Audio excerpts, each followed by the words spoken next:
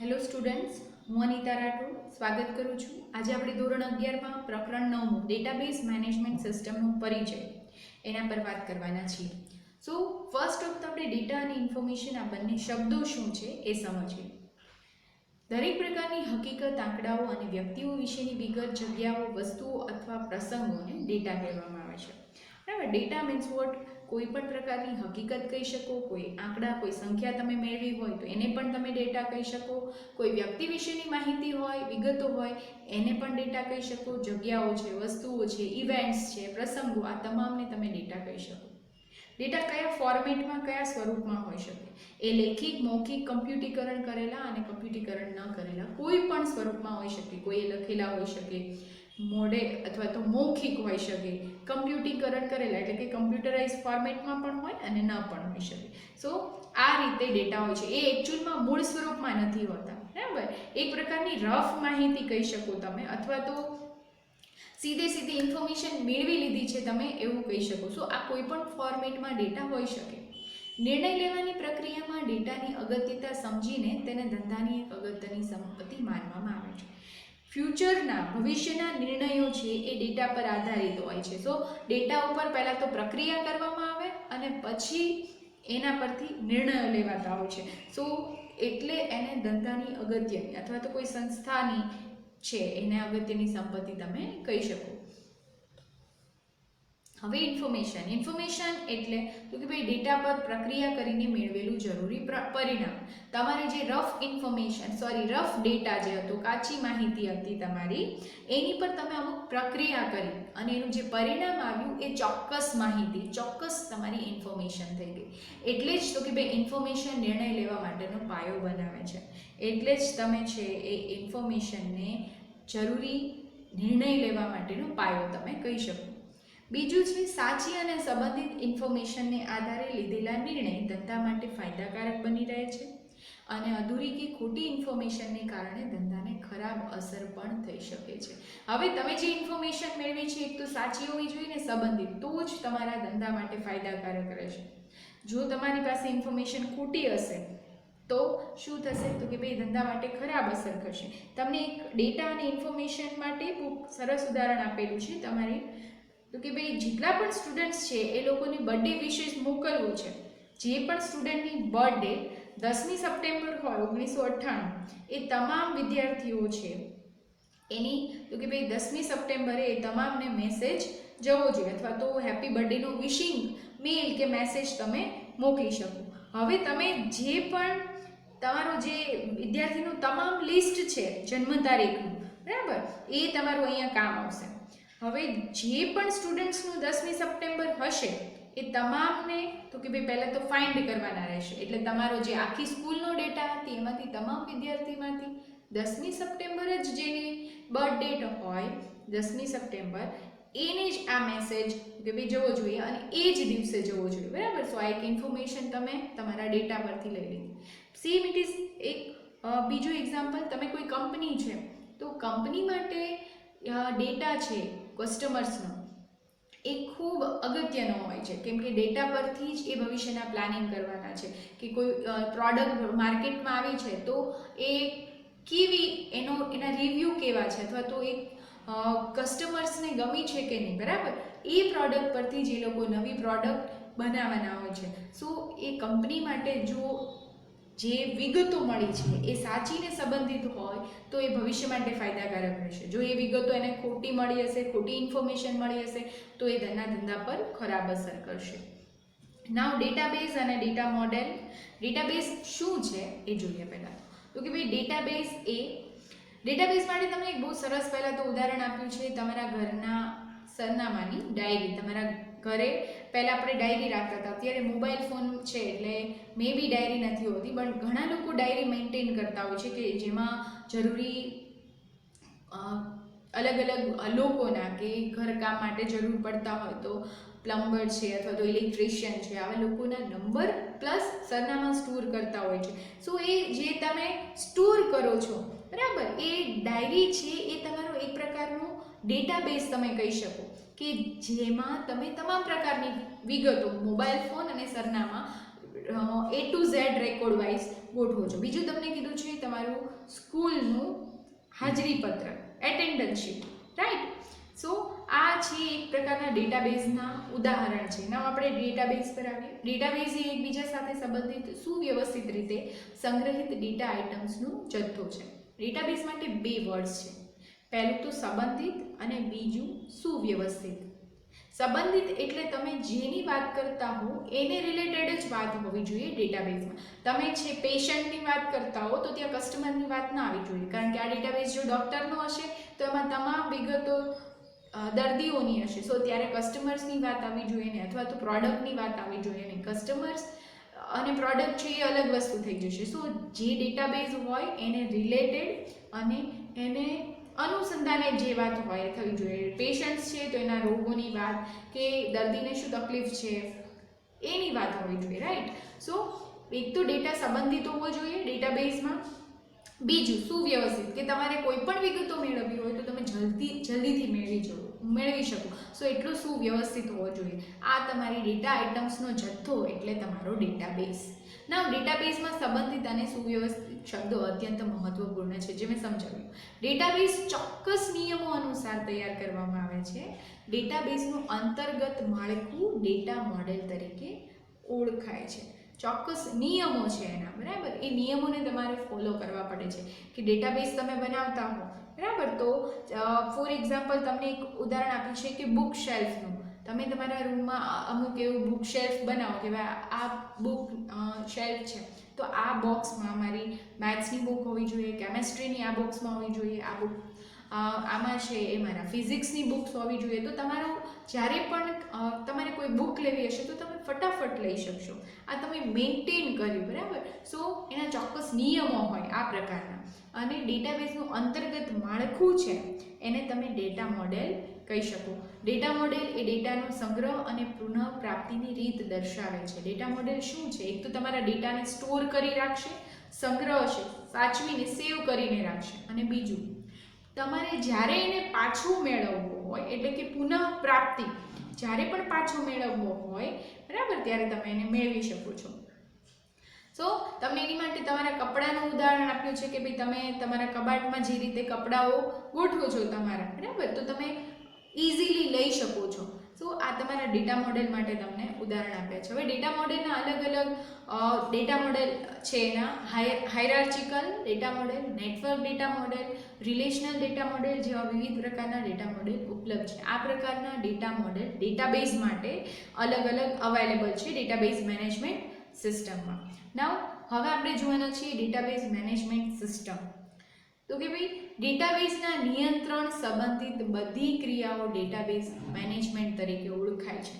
તમે તમારો ડેટાબેઝ જે બનાવ્યો છે એના નિયંત્રણને સંબંધિત જે ક્રિયાઓ છે એ તમામ ક્રિયાઓને, બરાબર, તમે એને ડેટાબેઝ મેનેજમેન્ટ કહી શકો. એક પ્રકારનું મેનેજમેન્ટ જ છે. ડેટાબેઝ સાથે કામ કરવા માટે તેને વ્યાખ્યાયિત કરવો પડે અને ત્યાર પછી તેની રચના કરવી પડે. પહેલાં તો વ્યાખ્યાયિત કરો, એટલે કે ડિફાઇન કરો કે તમે શેનો ડેટાબેઝ બનાવો છો. એને તમારે પહેલાં ડિફાઇન કરવો પડે અને પછી તમારે એની રચના કરવી પડે છે. ડેટાબેઝમાં આજની તારીખ સુધી તાજી માહિતી તૈયાર રાખવા માટે નીચે જણાવેલી પ્રક્રિયાઓ શક્ય એટલી સરળતાથી નિયમિત કરવામાં આવે તેવી અપેક્ષા રાખવામાં આવે છે. મીન્સ વોટ, ડેટાબેઝ છે તો એમાં તમે એકવાર બનાવી લીધો પછી ત્યાં એમનામ રહેવા દેશો તો એ કંઈ કામનું નથી. ડેટાબેઝ લેટેસ્ટ અપડેટેડ માહિતી સાથે, તાજી માહિતી મીન્સ વોટ, અપડેટેડ માહિતી સાથે જો તૈયાર હોય તો અને તો જ એ તમને છે એ કામ આપી શકશે, અથવા તો જ તમે એની સાથે છે વિગતો મેળવી શકશો, અથવા તો એ યોગ્ય છે તમે એવું કહી શકો. સો એની માટે પહેલું છે કોઈ વ્યવહાર થાય ત્યારે ડેટાબેઝમાં તે ઉમેરવામાં આવે. એટલે આપણે બેંકનું ઉદાહરણ લઈએ, બરાબર. ફોર એક્ઝામ્પલ તમારો ડેટાબેઝ, અથવા તો તમે બેંકમાં જાઓ છો તો તમે જેવું કંઈ ટ્રાન્ઝેક્શન કરશો એટલે શું થશે, તરત એમાં એડ થઈ જશે. સો તમારો જે ડેટાબેઝ, ફોર એક્ઝામ્પલ સ્ટુડન્ટ્સનો ડેટાબેઝ છે તો તમારી સ્કૂલમાં જેવું નવું એડમિશન થશે સો તરત જ એ વિદ્યાર્થીનું નામ ઉમેરાઈ જશે. સેમ ઇટ ઇઝ, તમે જ્યારે પણ નવો વ્યવહાર થાય, ફોર એક્ઝામ્પલ કોઈ કંપનીમાં નવો એમ્પ્લોય આવશે તો તરત જ ડેટાબેઝમાં એનું ડેઝિગ્નેશન, એનું નામ, આ તમામ વસ્તુ ઉમેરાઈ જશે, બરાબર. સો ડેટાબેઝમાં જ્યારે પણ કંઈ પણ નવું ટ્રાન્ઝેક્શન થાય, વ્યવહાર થાય તો એ પહેલાં ડેટાબેઝમાં ઉમેરાઈ જવું જોઈએ.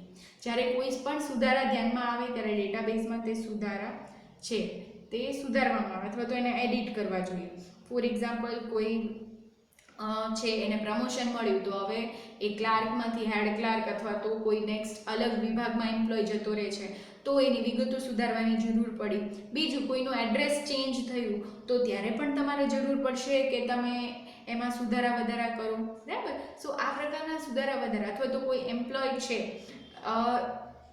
એને કોઈ પણ પ્રકારનું એને સેલેરી પ્રમોશન કે બોનસ કે કંઈ પણ મળે છે અથવા તો એ ટ્રાન્સફર લે છે તો આ પ્રકારના સુધારા હોય ત્યારે તમારે છે એ ડેટાબેઝમાં સુધારા કરવા જોઈએ. તમારી બેંકમાં એડ્રેસ તમારું ચેન્જ થાય તો તમે બેંકમાં જઈને કહો છો તો તમારું તરત જ તમારું એડ્રેસ ચેન્જ કરવામાં આવે છે અમુક પ્રક્રિયા કરીને, રાઈટ. સો ડેટાબેઝમાં આ વસ્તુ સેમ છે એ તમારે સુધારવી જોઈએ. જો જે પણ સુધારા હોય એ સુધારવા જોઈએ. જો કંઈ પણ બિનજરૂરી માહિતી ડેટાબેઝમાં હોય તો તે દૂર કરવામાં આવે. ફોર એક્ઝામ્પલ કે ડેટાબેઝમાં છે સ્ટુડન્ટ્સનું લઈએ આપણે, કોઈ સ્ટુડન્ટ તમારા સ્કૂલમાંથી એલસી લઈ લે છે તો એ એલસી લઈ લે છે તો એનું નામ ઓટોમેટિક કમી કરવામાં આવે છે. સો આ રીતે એને દૂર કરવામાં પણ આવવું જોઈએ. અથવા તો કોઈ ટેબલ કે બહુ જૂના રેકોર્ડ્સ છે જે હવે એની જરૂર નથી, આ પ્રકારની માહિતી હોય તો એને ડિલીટ કરવું જોઈએ, દૂર કરવી જોઈએ. યોગ્ય રીતે ડેટાબેઝનું આયોજન કરવું જોઈએ, બરાબર, કે એનું વ્યવસ્થિત મેન્ટેનિંગ કરવું જોઈએ. વપરાશકર્તાની જરૂરિયાત પ્રમાણે ડેટાની પુનઃ પ્રાપ્તિ કરવામાં આવે. જ્યારે પણ યુઝર્સને જરૂર હોય ત્યારે તમે ડેટાને પાછો મેળવી શકો. ડેટાબેઝમાં રહેલા ડેટાની સુરક્ષા સચવાઈ રહે અથવા તો જળવાઈ રહે. Means what? તમે જે ડેટા સ્ટોર કર્યો છે ડેટાબેઝમાં એની સુરક્ષા એટલે કે એને છે એ સાચવીને રાખવું જોઈએ. Means what? કે કોઈ અધર પર્સનથી અથવા તો એ ડેટા જ્યારે જોઈએ ત્યારે મેળવવો જોઈએ, બરાબર. સો એની સુરક્ષા સચવાઈ રહેવી જોઈએ. ડેટાબેઝના બેકઅપની જાળવણી કરવામાં આવે. ડેટાબેઝ બેકઅપ પણ જરૂરી હોવો જોઈએ કે ભાઈ ઇનકેસ તમારી પાસે છે એ ડેટાબેઝ કોઈ પણ બીજા કમ્પ્યુટરમાં જરૂર પડે અથવા તો કમ્પ્યુટર ખરાબ થાય તો તમારે એવું ન થાય કે એ કમ્પ્યુટર સાથે જ તમારો ડેટા છે એ ડિલીટ થઈ જાય. સો તમારે એની બેકઅપની જાળવણી પણ કરવી જોઈએ. બેકઅપ પણ ડેટાનો રાખવામાં આવવો જોઈએ. એક જ સમયે અનેક વપરાશકર્તાને ડેટાબેઝ વાપરવાની મંજૂરી આપે છે. એક જ સમયે, બરાબર, તમે એક જ સમયે બેંકમાં જાઓ તો તમે મલ્ટિપલ પીસીમાં તમે તમારો ડેટાબેઝ અથવા તો કોઈ પણ વ્યક્તિનો ડેટાબેઝ છે એને મંજૂરી છે, બરાબર. કોઈ પણ ડેટાબેઝ છે એ અલગ અલગ યુઝર્સ અથવા તો કોઈ પણ વ્યક્તિ છે એ એના દ્વારા એને યુઝ કરી શકે એવી મંજૂરી, પરમિશન હોવી જોઈએ. નાઉ નેક્સ્ટ જોઈએ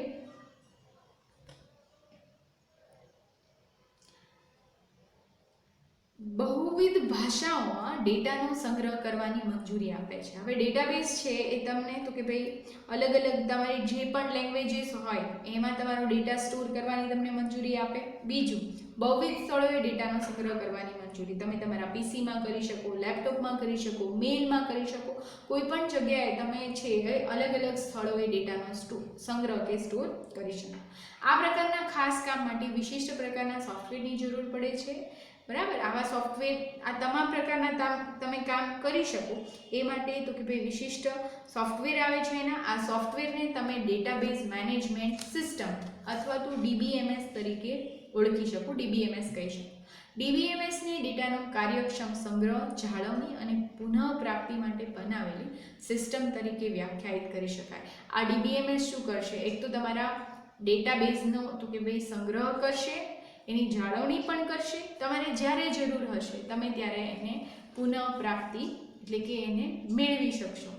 Oracle, Ingres, DB2, SQL server, MySQL, MS Access, base અને DBMS આ બધા છે DBMS સોફ્ટવેરના ઉદાહરણ છે. આ બધા છે એ તો કે ભાઈ ડેટાબેઝ સોફ્ટવેર છે કે જેમાં તમે તમારો ડેટા સ્ટોર કરી શકો. હવે બેઝ આપણે જે ભણવાના છીએ, બેઝ એ રિલેશનલ ડેટા મોડેલ આધારિત છે, બરાબર, કે જે છે બેઝ એ ઓપન ઓફિસ સ્યુટનો એક ભાગ છે, બરાબર. ઓપન ઓફિસ છે એ ઓપન સોર્સ ઉબુન્ટુ લિનક્સ છે એનો ઓફિસ સ્યુટ છે. સો નેક્સ્ટ હવે આપણે જોવાના છીએ બેઝનો પરિચય. બેઝ રિલેશનલ મોડેલ આધારિત હોવાથી રિલેશનલ ડેટાબેઝ મેનેજમેન્ટ સિસ્ટમ છે, RDBMS તમે એને કહી શકો, એ રિલેશનલ મોડેલને આધારિત છે એટલે રિલેશનલ ડેટાબેઝ મેનેજમેન્ટ સિસ્ટમ છે. બેઝ એ ઇન્ફોર્મેશનની ગોઠવણી એ ટેબલના સ્વરૂપમાં તેનો સંગ્રહ કરે છે. બેઝ છે એ એની જે માહિતી છે એની ગોઠવણી ટેબલ ફોર્મેટમાં કરે છે. તમામ વસ્તુ ટેબ્યુલર ફોર્મેટમાં હોય છે. રિલેશનલ મોડેલ આ વિચાર ઉપર કેન્દ્રિત છે, દ્વિપરિમાણીય કોષ્ટકોમાં ડેટાની ગોઠવણી કે જેને રિલેશન્સ કહેવામાં આવે છે. બરાબર, દ્વિપરિમાણીય એટલે કે 2D ફોર્મેટના જે કોષ્ટકો અથવા તો ટેબલ્સ છે એ પ્રમાણેની ગોઠવણી અને relations means what parent child જે રિલેશન્સ હોય, બરાબર, એ પ્રકારની ગોઠવણી તમને બેઝ પૂરી પાડે છે. બેઝ છે એ કોના દ્વારા ડિઝાઇન કરવામાં આવેલું છે તો કે ભાઈ EF કોડ દ્વારા ડિઝાઇન કરેલું છે અને ગણિતની સેટ થિયરી પર આધારિત છે. રિલેશનલ મોડેલ સૌથી સફળ ડેટા મોડેલ છે. તેનું કારણ તેમાં ડેટાનો સંબંધ સમજવો અને તેના પર કાર્ય કરવું ઘણું સરળ છે. બરાબર, બે ટેબલ વચ્ચેનો જે રિલેશન છે એ પ્લસ એના પર તમે કામ કરવું ખૂબ ઇઝી છે.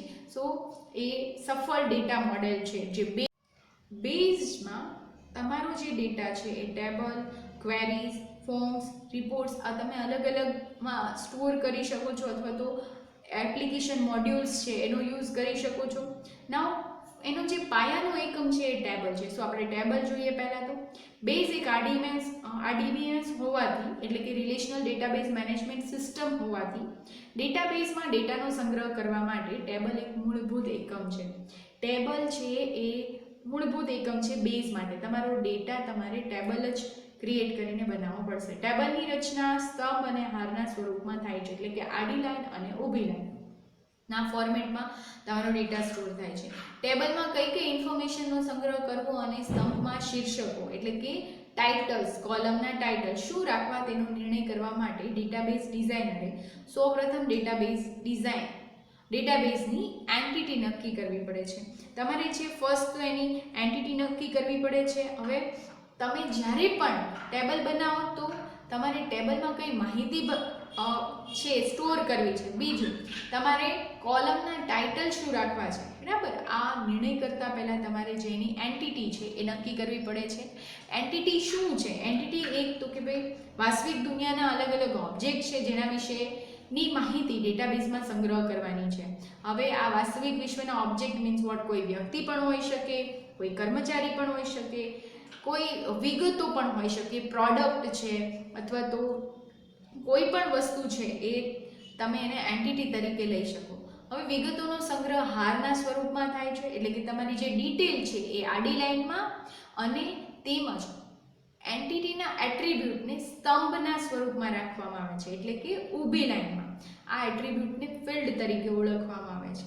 સ્તંભને તમે એટલે કે કોલમ પણ કહી શકો, ફિલ્ડ પણ કહી શકો, બરાબર, અથવા તો એટ્રીબ્યુટ પણ તમે કહી શકો. જે ઊભી લાઈન છે એને તમે ફિલ્ડ કહી શકશો, સ્તંભ કહી શકશો, કોલમ કહી શકો.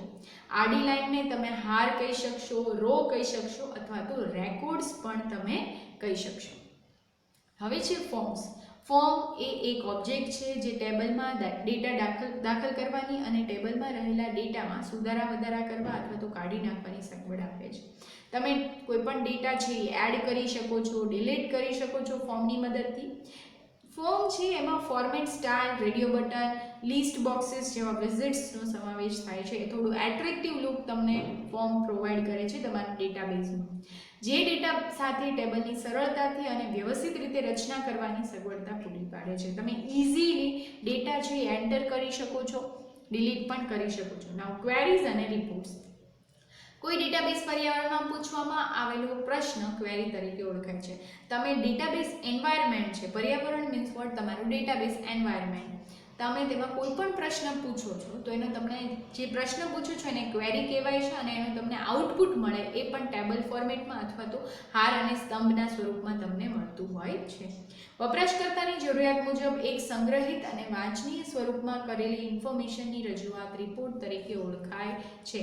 તમારે જે પણ વિગતો યુઝર્સની જે રિક્વાયરમેન્ટ હોય, જરૂરિયાતો હોય એને ધ્યાનમાં રાખીને અહેવાલ કે રિપોર્ટ તૈયાર કરવામાં આવતા હોય છે. આ રિપોર્ટ પણ તમે બેઝમાંથી રેડી છે એ કરી શકો છો. બેઝમાં અનેક વિવિધ જટિલ રિપોર્ટ્સ તૈયાર કરી શકાય છે, જેનો ઉપયોગ સંસ્થાઓના મેનેજમેન્ટને નિર્ણય લેવામાં મદદ કરી શકે છે. સો તમે આ રીતે રિપોર્ટ્સ ક્રિએટ કરી શકો છો. નાઉ હવે તો કે ભાઈ ડેટાબેઝ તૈયાર કરવો. ડેટાબેઝ તૈયાર કરવા માટેના સ્ટેપ્સ છે. તમારે ડેટાબેઝ ક્રિએટ કરવો હોય તો એના માટેના જે સ્ટેપ્સ છે એને ફોલો કરવા પડશે. સો આપણે પહેલાં જોઈએ. પહેલો સ્ટેપ છે એન્ટિટી નક્કી કરવી. તમારે ફર્સ્ટ તો એન્ટિટી ડિસાઇડ કરવાની રહેશે. એન્ટિટી એટલે શું? મેં પહેલાં પણ વાત કરી સેમ વસ્તુ. કોઈ વ્યક્તિ, વસ્તુ, જગ્યા અથવા ઓબ્જેક્ટ હોઈ શકે, પ્રોડક્ટ હોઈ શકે, એમ્પ્લોઈઝ હોઈ શકે, કસ્ટમર્સ હોઈ શકે, રાઈટ? સો પહેલાં તમારે ડિસાઇડ કરવાની છે એન્ટિટી, કે તમારે કોના માટે ડેટાબેઝ બનાવવો છે, કોનો ડેટાબેઝ બનાવવો છે. નાઉ સેકન્ડ થિંગ ઇઝ એન્ટિટી માટેના કયા એટ્રીબ્યુટનો સંગ્રહ કરી શકશું તે નક્કી કરો. બરાબર? તમારે હવે એટ્રીબ્યુટ નક્કી કરવાના છે. એન્ટિટી એમ્પ્લોય નક્કી કરી તો તમે એન્ટિટીના એટ્રીબ્યુટ છે એમ્પ્લોયનું નામ, ડેઝિગ્નેશન, સેલેરી, બરાબર? આ તમામ વસ્તુ. ઉદાહરણ તરીકે આમાં તમને આપેલું છે કે પ્રોડક્ટ એમ્પ્લોય માટે કઈ એટ્રીબ્યુટનો સંગ્રહ કરીશું. આ બધા એટ્રીબ્યુટ એ ટેબલના ફિલ્ડ બની જશે. તમારે જે પણ વસ્તુઓ પ્રોડક્ટ હોય, એમ્પ્લોયઝ હોય, બરાબર, આમાં કઈ વિગતો તમે સ્ટોર કરી શકો એ તમામ વસ્તુ તમારા જે એન્ટિટી છે, બરાબર, એ એટ્રીબ્યુટ છે એના ફિલ્ડ બની જશે. ફોર એક્ઝામ્પલ એમ્પ્લોય નેમ છે તો એ મારું ફિલ્ડ બની ગયું. એમ્પ્લોય એડ્રેસ છે અથવા તો મોબાઈલ નંબર હોય, એનો કોન્ટેક્ટ ડિટેલ હોય, ઈમેલ હોય, આ તમામ વસ્તુ મારા ફિલ્ડ બની જશે. હવે એટ્રીબ્યુટને એન્ટિટીની લાક્ષણિકતા તરીકે ઓળખાય છે, એટલે કે ફિલ્ડની તમે એમ્પ્લોય નામ આપ્યો, employee ID, employee name, contact number, designation, એનો હોદ્દો મીન્સ વોટ ડેઝિગ્નેશન, આ તમામ વસ્તુ છે એ એના ફિલ્ડ બની જશે. તમને અહીંયા આપેલું છે એમ્પ્લોયનું એક ઉદાહરણ, એટ્રીબ્યુટ અને ડિસ્ક્રિપ્શન. પહેલું કીધું છે ફર્સ્ટ નેમ એમ્પ્લોયનું, that is the name of the employee, last name એટલે સરનેમ, એડ્રેસ લાઇન 1 2 બંને છે એના એડ્રેસ છે, સિટી છે કોઈ પણ પર્ટિક્યુલર એમ્પ્લોય છે તો એ કઈ સિટીને બિલોંગ કરે છે એની માટે સિટી એટ્રીબ્યુટ લીધું છે, રાઈટ? પિનકોડ છે, email ID, mobile number, birth date, joining date અને ડેઝિગ્નેશન, આ તમામ છે એ તમારા કોલમ એટલે કે ફિલ્ડ, તમારી જે ઊભી લાઈનો છે એના હેડિંગ બની જશે, કોલમ ટાઇટલ થઈ જશે. નાવ હવે છે એટ્રીબ્યુટના લોજિકલ અને ફિઝિકલ નામ. તમે જે નામ આપો છો એ હવે લોજિકલ નામ શું છે? લોજિકલ નામ એટલે ફિલ્ડનું નામ ફર્સ્ટ નેમ અથવા ફર્સ્ટ નેમ, આ કોઈ પણ રીતે તમે લખો જે વ્યક્તિના નામનો નિર્દેશ કરે છે તમે એને લોજિકલ કહી શકો. આ આપણે સમજી શકીએ એ નામ છે. માત્ર ડેટા મોડેલના ડિઝાઇન સમયે જ લોજિકલ નામ વપરાય છે, એટલે કે હું ડિઝાઇન કરતી હોઉં છું ત્યારે જ તમે ખાલી લોજિકલ નામ વાપરી શકો છો. જ્યારે ટેબલના આંતરિક માળખામાં ખરેખર જે નામ વાપરવામાં આવેલું છે તેને ફિઝિકલ નામ કહેવામાં આવે છે. મીન્સ વોટ કે જ્યારે હું સોફ્ટવેરમાં કામ કરી રહી છું ત્યારે જે નામ યુઝ કરું છું એને ફિઝિકલ કહેવાય છે. આ ફિઝિકલ નામ હંમેશા સોફ્ટવેરની પ્રણાલિકા પ્રમાણે જ હોવા જરૂરી છે. એટલે કે આ ફિઝિકલ નામ છે એ સોફ્ટવેરની જે પ્રણાલિકા અથવા તો એના જે નિયમો છે એ પ્રમાણે હોવા જોઈએ.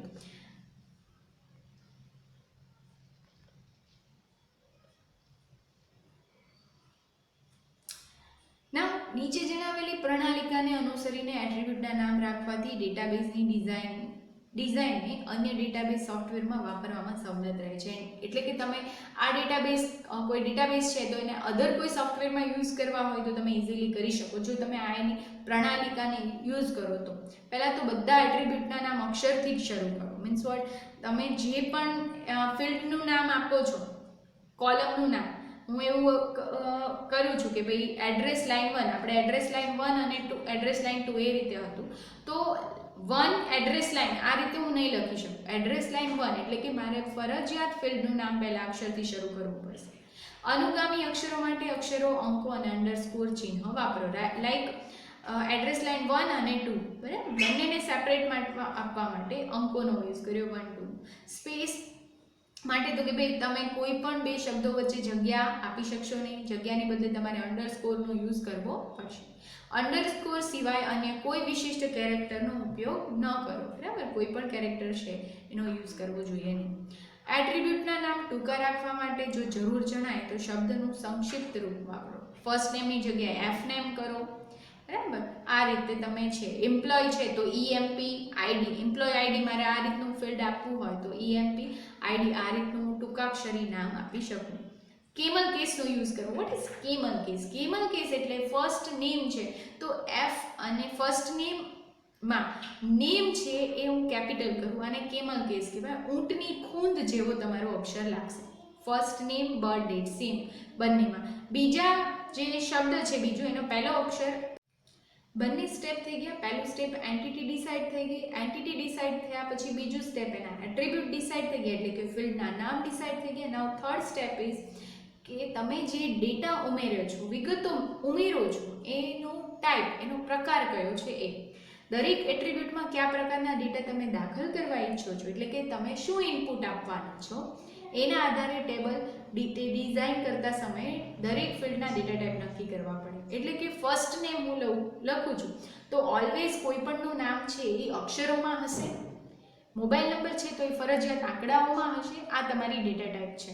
ડેટા ટાઈપ વ્યાખ્યાયિત કરવી ફરજિયાત છે એટલે કે તમારે ડિફાઇન કરવી કમ્પલસરી છે. ફરજિયાત તમારે કહેવું જ પડે કે આ ફિલ્ડમાં હું આ ડેટા ઉમેરવાની છું.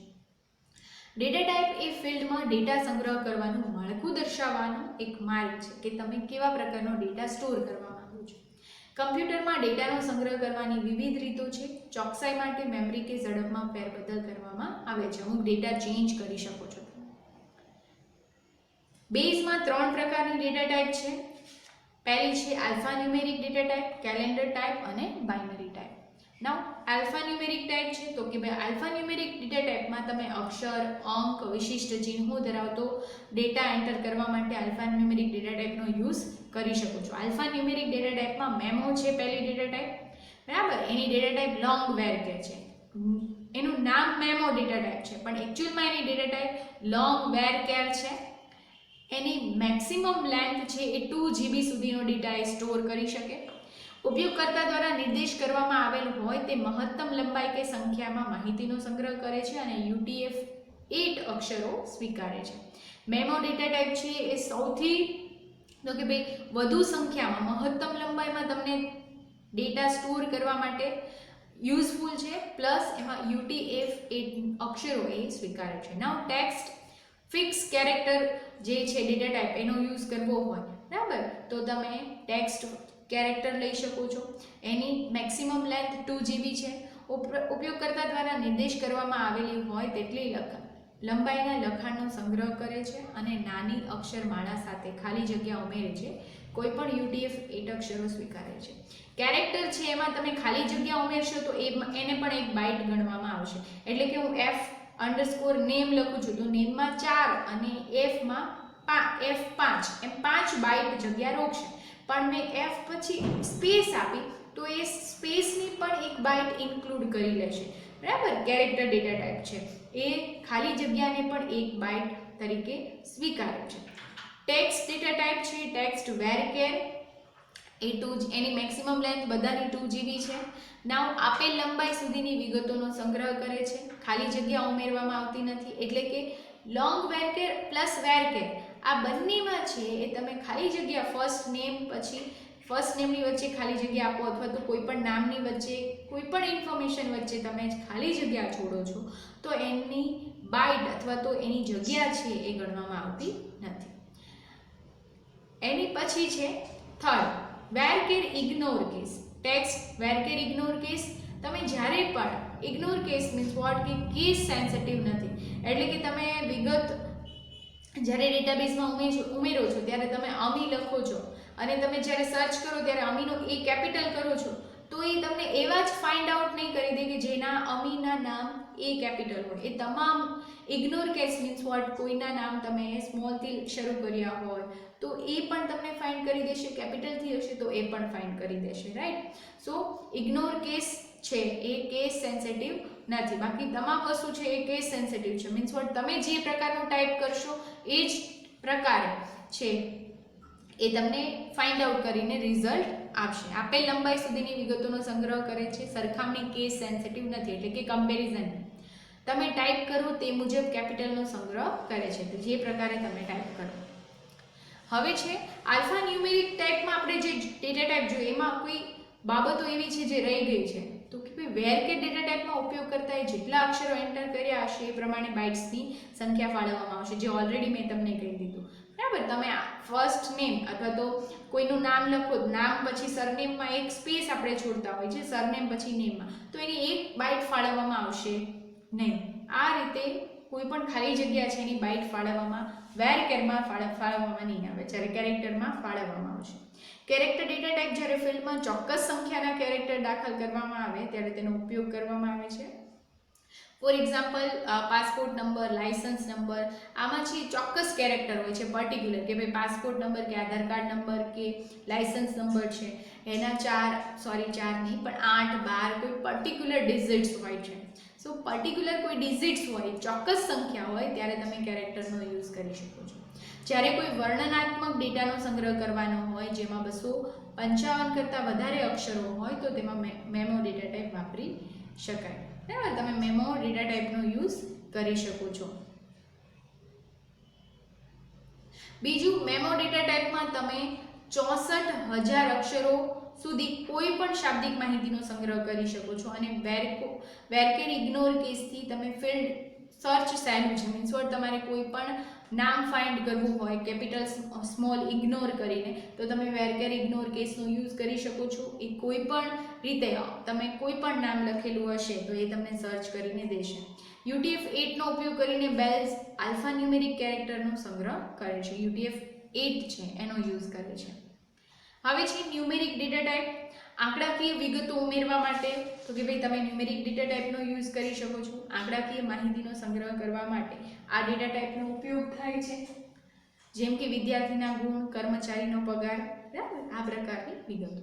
બેઝ અનેક પ્રકારના ન્યુમેરિક ડેટા ટાઈપની સગવડ પૂરી પાડે છે, જેમાં ચિહ્નો સાથે અને ચિહ્નો વગરની અલગ અલગ સંખ્યામાં બાઇટ વાપરે છે. ચિહ્ન અને ચિહ્ન સાથે અને ચિહ્ન વગર મીન્સ વોટ, કોઈ પણ સંખ્યા છે તો એ ધન હોઈ શકે, ઋણ હોઈ શકે, રાઈટ. તો ચિહ્ન સાથે છે મીન્સ વોટ ઋણ, ચિહ્ન વગર મીન્સ વોટ ધન. આ રીતની તમે કોઈ સંખ્યા છે એ ઉમેરી શકો છો. ન્યુમેરિક ડેટા ટાઈપમાં પહેલી છે બુલિયન. બુલિયન ડેટા ટાઈપ યસનો છે. બુલિયન છે એ તમને બુલિયન નંબર એ તમારી પાસે એક જ બાઇટ વાપરશે અને એ તમને આન્સર યસ અથવા તો નો લેશે. એની રેન્જ 0 થી 1ની છે. ટીની ઇન્ટીજર 1 બાઇટ જગ્યા રોકે છે, એની સાઇન નથી, બરાબર, અનસાઇન છે મીન્સ વોટ. 0 થી 255 એની રેન્જ છે. દેન સ્મોલ ઇન્ટીજર, એ પણ સ્મોલ ઇન્ટીજર અને 2 બાઇટ્સ જગ્યા રોકે છે. Then integer, big integer, number, decimal અને રિયલ. હવે રિયલ છે એ ફ્રેક્શન નંબર છે મીન્સ વોટ અપૂર્ણાંક સંખ્યાઓ છે, રાઈટ. ન્યુમેરિક અને ડેસિમલ આ બંને છે એ અનલિમિટેડ છે અને એની સાઇન હોય છે. બિગ ઇન્ટીજર, ન્યુમેરિક અને ડેસિમલ અને રિયલ, બરાબર, આ તમામ છે એની સાઇન આપેલી હોય છે. Same it is small integer છે એની પણ સાઇન આપેલી હોય છે તમને. તો આ તમારો ન્યુમેરિક ડેટા ટાઈપ છે. નોર્મલી છે એ ન્યુમેરિક માટે ઇન્ટીજરનો યુઝ થતો હોય છે. હવે જોઈએ calendar data type. Calendar data type છે એમાં તો કે ભાઈ કેલેન્ડર ટાઈપ વર્ષ, મહિનો, દિવસ, કલાક, મિનિટ, સેકન્ડ, નાનો અંશ એવી કેલેન્ડરની માહિતીનો સંગ્રહ કરવા માટે થાય છે. આ પ્રકારની ઇન્ફોર્મેશન તમે સ્ટોર કરી શકો. ડેટ એ સિસ્ટમમાં સંગ્રહ હોય તે રીતે વર્ષ, મહિનો, દિવસની માહિતી એકત્ર કરવાની પરવાનગી આપે છે. ડેટ છે તમે DDMMYY કોઈ પણ ફોર્મેટમાં અથવા તો YYMMDD કોઈ પણ ફોર્મેટમાં લઈ શકો છો. ટાઈમ એટ્રીબ્યુટ એ કલાક, મિનિટ, સેકન્ડનો સંગ્રહ કરે છે. તેમજ ટાઈમ સ્ટેમ્પ છે એમાં તમે ડેટ અને ટાઈમ આ બંને છે એને સ્ટોર કરી શકો છો, રાઈટ. આ બંનેની ઇન્ફોર્મેશન સાથે જ તમે સ્ટોર કરી શકો છો એકસાથે. એની પછી છે બાઇનરી. કોઈ પણ માહિતી જે 0 અને 1, બાઇનરી મીન્સ વોટ દ્વિઅંકી એટલે કે 0 અને 1, 0 અને 1ની શબ્દમાળામાં હોય તેનો સંગ્રહ કરવા માટે બાઇનરી ટાઈપ વપરાય છે.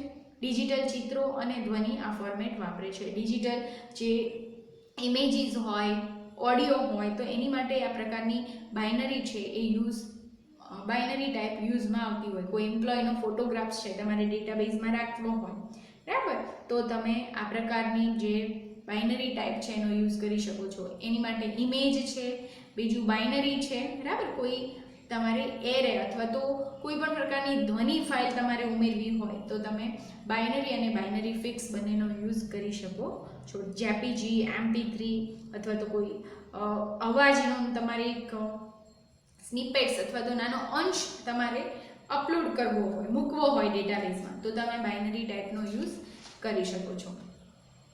હવે છે ડેટાબેઝ તૈયાર કરવા માટે તો કે ભાઈ તમારે જે ફિલ્ડમાં માત્ર સંખ્યા છે પણ તે સંખ્યાની કઈ ગણતરી, એટલે કે તમારે એની પર કઈ ગણતરી અથવા તો મંથલી સેલેરી હોય, આખા વર્ષની સેલેરી, તો તમે કેટલી ટોટલ સેલેરી આપી, બરાબર, આ પ્રકારની ગણતરી કરવાની હોય તો એમાં ઓલવેઝ છે એ તમારે ઇન્ટીજર યુઝ કરવાનું. પણ જે ફિલ્ડની ગણતરી કરવાની નથી એ ફિલ્ડમાં તમારે ફોર એક્ઝામ્પલ મોબાઈલ નંબર છે અથવા તો પિનકોડ છે, તો આ પ્રકારની ન્યુમેરિક માહિતીની ગણતરી કરવાની હોતી નથી. તો એની માટે તમે છે એ ટેક્સ્ટ વેરકેરનો યુઝ કરી શકો. જો આપણે અહીંયા અલગ અલગ ડેટા ટાઈપ ડિસાઇડ એક એમ્પ્લોય નામનું ટેબલ બનાવ્યું, એમાં કરેલી છે. ફર્સ્ટ નેમ માટે text varchar ignore case, same it is last name માટે પણ, એડ્રેસ માટે પણ, સિટી માટે પણ. દેન પિનકોડ માટે છે ફિક્સ કેરેક્ટર લીધું છે આપણે કે પિનકોડ 6 જ આંકડાનો હશે. ઈમેલ આઈડી માટે ટેક્સ્ટ વેરકેર લીધું છે. મોબાઈલ માટે પણ ટેક્સ્ટ વેરકેર, બર્થ ડેટ માટે ડેટ, જોઈનિંગ ડેટ માટે પણ ડેટ અને ડેઝિગ્નેશન માટે ટેક્સ્ટ વેરકેર. હવે સ્ટેપ્સ 4માં તો કે ભાઈ તમે જે ડેટાબેઝ માં ડેટા ટાઈપ નક્કી કરી લીધી, એના પછી તમારે શું કરવાનું છે? ડેટાબેઝની દ્રષ્ટિએ એક અથવા વધારે ફિલ્ડના જોડાણ વડે દરેક રેકોર્ડને અજોડ રીતે ઓળખ માટે સક્ષમ બનાવે તે પ્રાઇમરી કી કહેવામાં આવે છે. તમે સ્ટેપ્સ 4માં કોઈ પણ ફિલ્ડને અજોડ કિંમત આપી શકો છો. દરેક કંપનીમાં એમ્પ્લોયનું પોતાનું એમ્પ્લોય આઈડી હોય છે, સ્કૂલમાં દરેક સ્ટુડન્ટ્સનો GR નંબર હોય છે, ક્લાસરૂમમાં દરેક સ્ટુડન્ટ્સનો રોલ નંબર હોય છે. આ રીતે તમે કોઈ અજોડ કિંમત આપવા ઈચ્છતા હો તો તમારે પ્રાઇમરી કી આપવી રહે છે. પ્રાઇમરી કીની કિંમતો ડુપ્લિકેટ વેલ્યુ તેમજ નલ વેલ્યુ ન હોઈ શકે. એટલે કે રોલ નંબર છે તો ક્લાસમાં કોઈ એવો વિદ્યાર્થી નહીં હોય કે જેનો રોલ નંબર ના હોય, એટલે કે નલ વેલ્યુ, અને કોઈ એવો વિદ્યાર્થી નહીં હોય કે જેના રોલ નંબર એક સરખા હોય, 5 એવા કોઈ સ્ટુડન્ટ્સની વસ્તુ. પ્રાઇમરી કી છે એ ડુપ્લિકેટ વેલ્યુ અને નલ વેલ્યુ બંને એક્સેપ્ટ કરતું નથી. એટલે કે કોઈ નલ ખાલી વેલ્યુ પણ એક્સેપ્ટ નહીં કરે અને ડુપ્લિકેટ વેલ્યુ પણ એક્સેપ્ટ નહીં કરે. દરેક ટેબલ માટે પ્રાઇમરી કી વ્યાખ્યાયિત કરવી જરૂરી છે. તમારે ફરજિયાત પ્રાઇમરી કી આપવી જ જોઈએ. કોઈ પણ ટેબલની એક કરતાં વધારે પ્રાઇમરી કી હોઈ શકે નહીં. તમે એક કરતાં વધારે પ્રાઇમરી કી આપી શકો નહીં. એક કરતાં વધારે ફિલ્ડનો સમન્વય પ્રાઇમરી કી તરીકે કામ આપી શકે છે. આ રીતે બનાવેલી primary key composite primary key તરીકે ઓળખાય છે. એક કરતાં વધારે ફિલ્ડ, એક કે બે ફિલ્ડ છે, તમે એમાં પ્રાઇમરી કી આપો તો તમે એને કમ્પોઝિટ પ્રાઇમરી કી કહી શકો, અથવા તો એ રીતે તમે આપી શકો છો. આ છે આપણે પ્રેક્ટિકલ જોશું, બરાબર, ત્યારે કમ્પોઝિટ પ્રાઇમરી કી વિશે વાત કરશું. નાવ હવે તમારું પ્રેક્ટિકલ છે બેઝ વિશેનું, કે તમે બેઝ સાથે કેમ કામ કરવાના છો, બેઝમાં તમે ડેટાબેઝ કઈ રીતે બનાવો, ડેટાબેઝ ચાલુ કઈ રીતે કરવું, બીજું ટેબલ કઈ રીતે બનાવવું, આ તમામ વસ્તુ છે એ આપણે પ્રેક્ટિકલ પોર્શનમાં જોઈશું. સો have a nice time. Thank you. Stay safe, stay home. Bye bye.